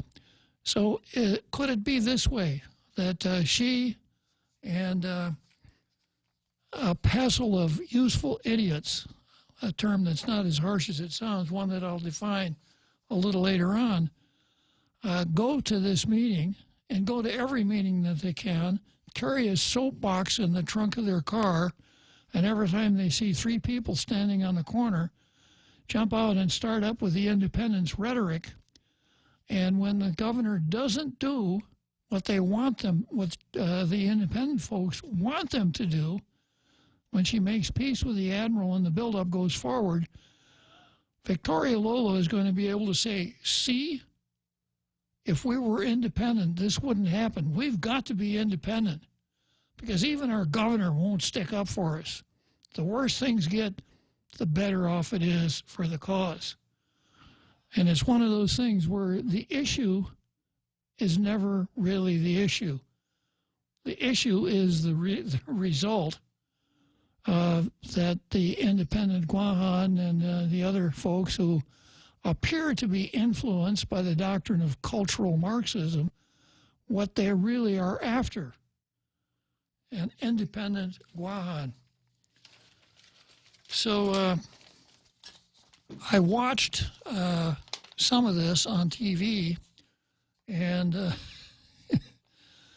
you know, there were several people spoke, and the governor perhaps ill-advisedly attempted to take each one of them on and explain her position until the couple hecklers in the back of the room started to heckle the governor.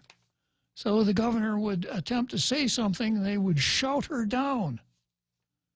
Yeah. Yeah, so that's why I've labeled this. Now I got another item on the card. Lou LG versus the hecklers. So you'd think that ordinarily it's a tough case to make when every time you open your mouth, somebody's hollering at you and heckling you. But, you know, sometimes that isn't exactly correct. There's an old story about Richard Nixon, who was president back around back in the 70s, who resigned in disgrace.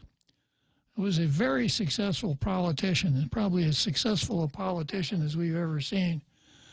And the story is that when Richard Nixon was campaigning out on the stump, he would hire 2 or 3 disheveled-looking folks who looked like hippies to stand at the back of the crowd of his speeches.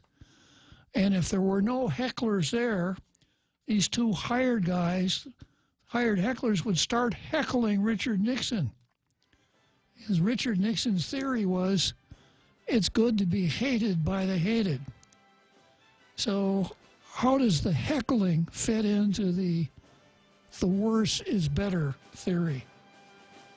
A little bit more complicated than what it appears on the surface, but have no fear. I'll be here to analyze it some more tomorrow. We'll see you then.